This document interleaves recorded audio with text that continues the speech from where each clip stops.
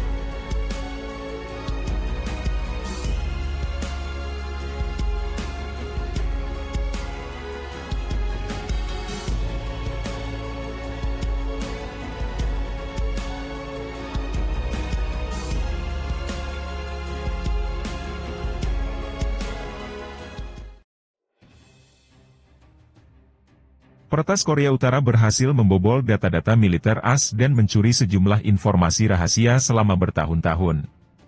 Hal ini terjadi ketika tensi di semenanjung Korea terus memanas. Dalam laporan Reuters seperti dikutip Sabtu, 27 Juli 2024, para peretas, yang dijuluki Anadriel, atau APT-45 oleh peneliti keamanan siber, diyakini merupakan bagian dari Badan Intelijen Korut yang dikenal sebagai Biro Umum Pengintaian. Data yang ditarik sebagian besar digunakan untuk menyokong kemampuan Pyongyang dalam mengembangkan kekuatan nuklir.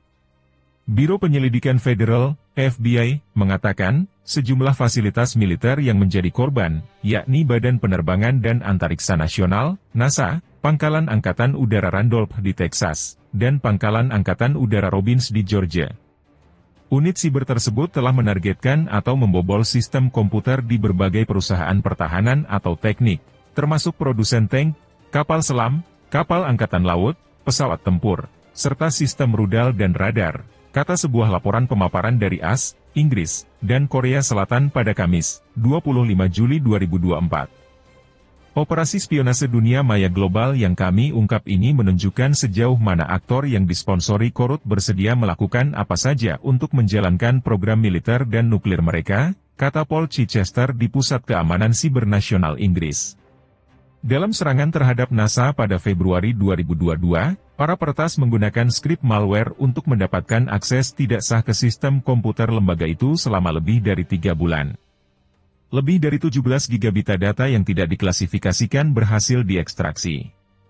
Badan-badan yang membuat serangan yakin bahwa kelompok dan teknik siber tersebut tetap menjadi ancaman berkelanjutan bagi berbagai sektor industri di seluruh dunia, termasuk tetapi tidak terbatas pada entitas di negara masing-masing, serta di Jepang dan India, lanjut Chichester. Korut memiliki sejarah panjang dalam menggunakan tim peretas rahasia untuk mencuri informasi militer yang sensitif.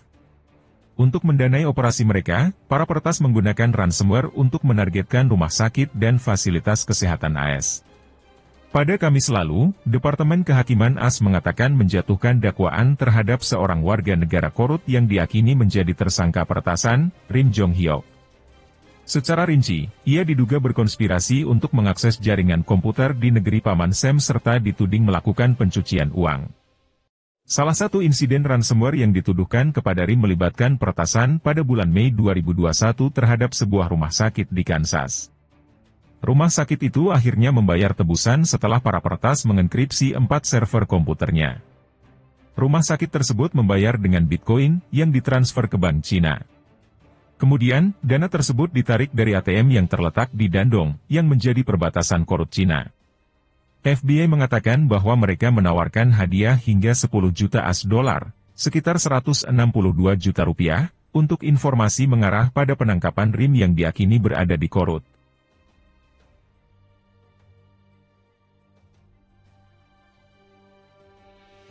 Perdana Menteri Israel, Benyamin Netanyahu, tiba di Amerika Serikat untuk berpidato di hadapan Kongres AS, Rabu 24 Juli waktu setempat. Kedatangannya ke negeri Paman Sam itu menimbulkan kekacauan di Washington.